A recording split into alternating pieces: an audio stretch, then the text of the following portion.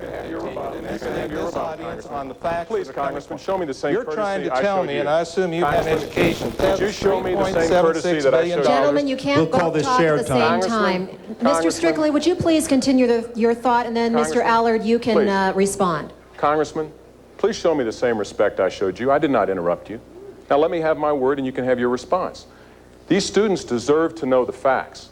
Now in the last 3 weeks of this congressional session, you scurried around with Newt Gingrich and the other Republicans who got hammered by their constituents for the cuts that they made over the last 20 months, and you restored billions to education. If they weren't cuts, why'd you have to restore them?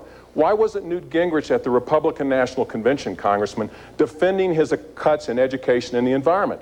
I'll tell you the reason, and all these folks know the reason. Because the cuts in education and environment and in Medicare were among the most irresponsible steps that the United States Congress has ever taken. And they account for why Newt Gingrich is the most disliked person in the country right now. So, Congressman... Now, Tom, I'd appreciate the courtesy of having some time to put my point here. You know, Tom, you're trying to tell the people in this room that $3.76 billion is a lower number than $3.53 billion, and it's not. I'm proud of the fact that I voted to increase funding for school lunch and child nutrition from $8 billion to $11 billion. Head Start, we just talked about those numbers. Student loan from $24 to $36 billion. Medicaid, food stamps, Medicare, and even the Park Service. Without them having any increase at all in the number of people who visit our parks, we've increased that particular budget. Now, these are increases, not cuts. You have been given the people in this room the standard dialogue that comes out of the Democrat committee and trying to tie our votes in with Newt Gingrich. And I don't know how you do that, because Newt Gingrich has only voted 100 times out of over 1,300 votes through this whole session. Never once do they ever come up with any of the figures you're trying to push over on the people in this room. I guess, Congressman. One of the reasons. Okay, first of all, I have great faith in the people of Colorado and this country, and they've seen through the kind of answer Congressman Allard just gave. The other point I would make, Congressman Allard, is you had an up or down vote on whether to reauthorize Head Start. You voted as one of 20 members of Congress to abolish Head Start. It wasn't a question of expanding funding. It was a question of whether Head Start should continue. Only one U.S. Senator, Jesse Helms, the vote was 99-1. And when you lost the vote about whether or not to kill Head Start, you then went ahead and voted because you knew you couldn't be successful in killing it. But that's an important program. It deserves to be enhanced. Let me just make an important point. I have supported Head Start. I have supported increased funding for Head Start. Did you vote to deauthorize it? Did you vote, just yes or no, Congressman? Did you vote not to reauthorize Head Start? Yes or no? As far as I can remember, unless it was combined with another vote. It's a standalone vote, Congressman. I've got the documentation. Well, in my view, and I'll have to look and see what the vote is. Please do. It's an important vote. All right, and we'll share that. But let me tell you, I have voted to increase funding for Head Start. I believe in Head Start. I think it's a good program. And I'll have to see the circumstance now. If there was federal mandates that came down with that or whatever, I'll have to see what's a standalone vote. I've cast more than 3,000 votes in the House of Representatives. And I would just point out that you've never, 2,000 of them, well, you've never had the experience serving in the state senate or any elected office. All right, gentlemen, we have to cut it there. Take a commercial. Obviously, education is a very hot button with these two candidates. We'll be back more with the debate right after this.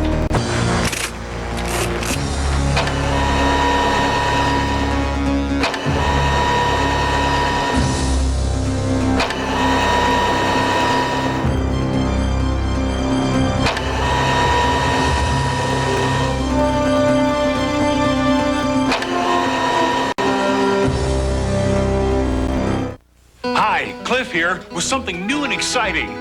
Ta-da! It's a brand new IHOP right here in your area with great tasting breakfast, lunches, and dinners for you and your family. Remember, nobody does breakfast like IHOP does breakfast. Or lunch, or dinner, hello, or brunch, pardon me, or maybe a late night snack.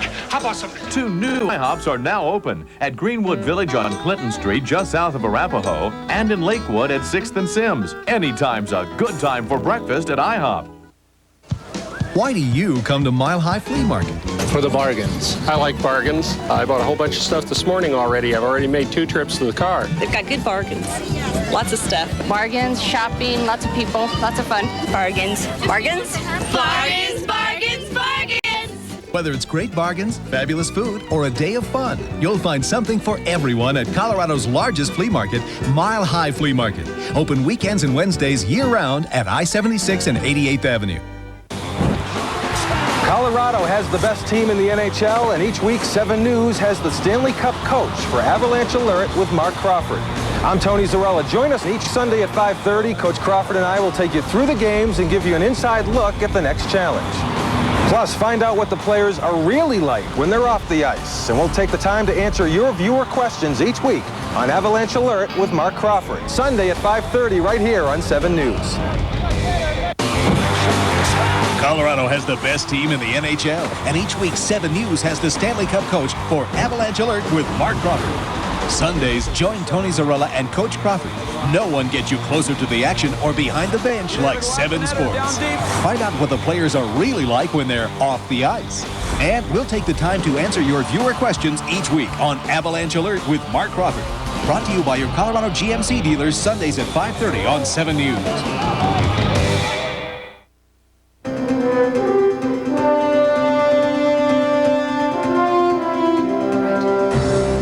Before we took our last commercial break, we were on the very hot subject of education, and now it's very fitting that we have a young student with us. This is Christine Natras from Heritage High School. What's your question for the candidates, Christine?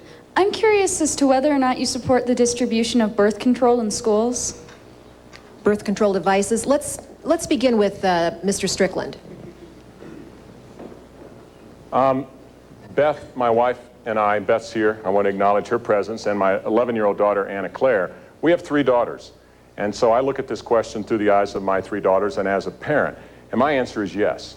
My answer is yes. I think we need as much education as possible about birth control, and we need to make birth control accessible. Because whether we like it or not as adults or parents, that kind of activity, sexual activity, is happening, and we're better off if it's safe and if birth control steps are taken. I think the most important part of this happens at the home with the work that parents do with their children to educate them about abstinence, which is the best choice, but if they're not, at least they know what the alternatives are. So I do support the availability of birth control through schools. Thank you.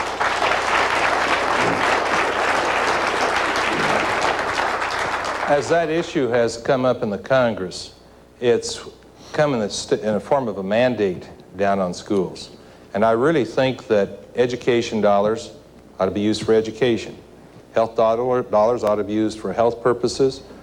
Parents have a certain responsibility to provide that. Taxpayer dollars shouldn't have to go into that. I'd much rather see those dollars kept into the educational sector than to divert it over into the healthcare sector, because we do need badly needed dollars in math and English. And so my response to that is that no, I would not, even at the local level, although we would not have that vote at the national level, go ahead and support that provision. Now, I'd like to correct the record just a little bit, if I may here. My opponent was just arguing with me on Head Start. Again, I'll report, I've checked with the record. Again, I will clarify that the only time I voted against Head Start is when it was to be expanded to include more than just the core needy. It was expanded to those that were